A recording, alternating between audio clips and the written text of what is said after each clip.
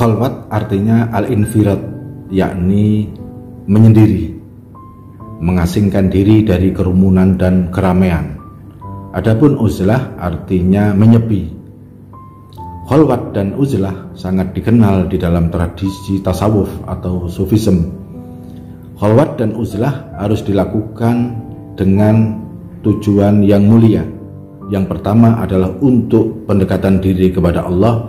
Yang kedua, untuk melakukan penempaan batin, sehingga orang yang berkhalwat dan beruzlah akan dapat merasakan tentang kehadiran Allah Subhanahu wa Ta'ala dalam seluruh kehidupan yang ia jalankan. Khalwat dan uzlah keduanya harus dilakukan dengan melibatkan hati, karena tanpa melibatkan hati maka upaya penyendirian, upaya pengasingan menjadi tidak memiliki makna. Adapun khalwat dan uzlah memiliki manfaat yang begitu banyak. Pertama adalah manfaat teologis, yakni menancapkan secara kuat pengakuan tentang adanya Allah Subhanahu wa Ta'ala beserta seluruh sifat-sifatnya. Yang kedua, akan dapat mencapai pencerahan spiritual. Yang ketiga, jiwa dan juga batin kita akan menjadi lebih dewasa. Dan yang keempat adalah mampu menyingkap tabir yang menyelimuti akal kita, yang menyelimuti hati kita, yang menyelimuti hubungan kita dengan Allah Subhanahu wa Ta'ala.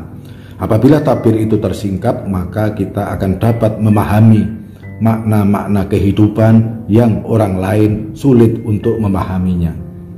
Khalwat dan uzlah dapat dilakukan dengan cara melibatkan fisik, yakni kita betul-betul melakukan pengasingan diri, betul-betul melakukan penyendirian, jauh dari kerumunan, jauh dari masyarakat.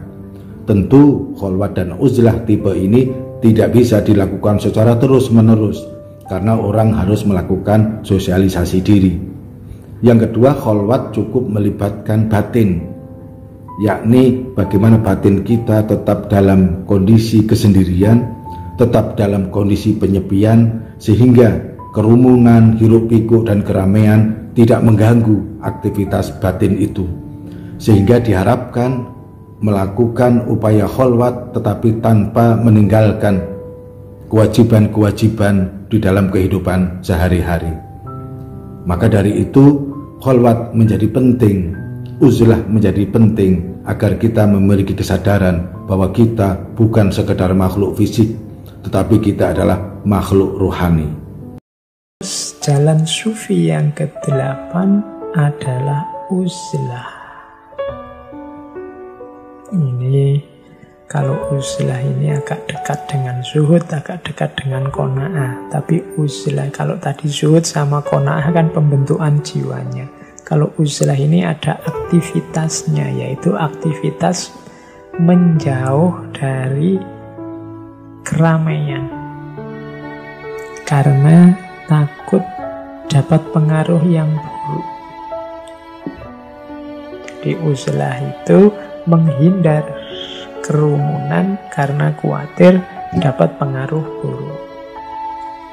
Alasan khawatir dapat pengaruh buruk ini penting, karena nantinya kalau dianggap oh sudah tidak ada pengaruh buruk, atau oh enggak kok ini orang-orang soleh semua, ya berarti tidak menjauh lagi, mungkin sudah balik mendekat karena bisa mengambil manfaat. Jadi uzlah itu kalau merasa, misalnya sampean merasa wah saya ini kalau masih bareng teman-temanku ini ndak iso aku soleh-soleh ini, ndak iso aku beres batinku, sudahlah aku minggir dulu.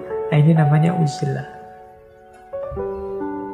Aku pulang kampung dulu aja, atau aku tak di kos-kosan di kamar aja, ndak usah ikut-ikutan mereka keluar-keluar biar aku ndak terpengaruh.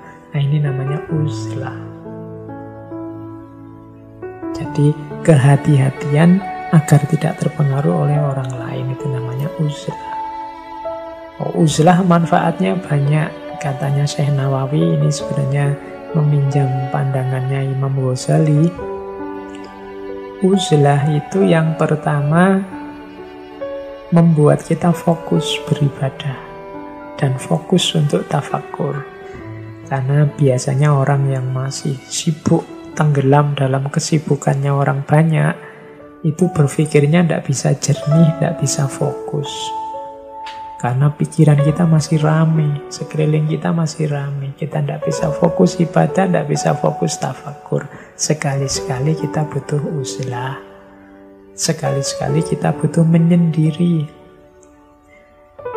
Hari ini kan teman-teman pakai istilah me time, waktu untukku sendiri. Atau dalam dunia sufi ada istilah uzlah. Cuma ada muatan-muatan nilai-nilai sufistiknya. Jadi yang pertama fokus beribadah, tafakur, manfaatnya. Yang kedua apa? Ya karena jauh dari yang lain akhirnya selamat, tidak banyak terjebak oleh dosa dan maksiat. Yang ketiga, selamat juga karena jarang berinteraksi, akhirnya tidak banyak dapat fitnah, adu domba. Bahkan katanya Syekh Nawawi utang piutang, ya kalau tidak ada temennya mau utang siapa? Jadi fokusnya hanya untuk Allah saja. Kemudian terbebas dari pengaruh buruk mencela orang lain, berprasangka buruk pada orang lain, mengadu domba orang lain. Yang kelima, dengan uzlah kita bisa mandiri, tidak tergantung pada orang lain. Semua orang besar yang telah membangun peradaban dunia rata-rata mereka adalah keluar dari pertapaan. Nabi Muhammad di mana bertapanya? Gua Hira. Nabi Musa Gunung Tursina. Nabi Ibrahim di padang pasir. Nabi Khidir di lautan. Siddhartha Gautama di hutan. Nggak mungkin pemimpin dunia yang membangun kemakmuran itu keluar dari night club atau dari diskotek, nggak mungkin. Juga kalau ibu-ibu, bapak-bapak pengen cerdas, cobalah sering menyendiri. Karena pada saat orang itu sendirian dia menjadi cerdas. Kenapa? Karena waktu sendirian orang itu menjadi cerdas karena terjadi dialog internal dengan dirinya sendiri yang sifatnya jujur, tidak ada kebohongan. Kalau kita berdialog dengan diri kita sendiri itu jujur, tidak ada kebohongan. Tapi kalau kita berdialog dengan orang lain, ini biasanya ojel-ojelan, tarik suara, adu argumentasi. Kalau kalah pun tidak mau mengaku, ujung-ujungnya pokoknya. Itulah yang terjadi. Tetapi dengan diri sendiri kita pasti jujur.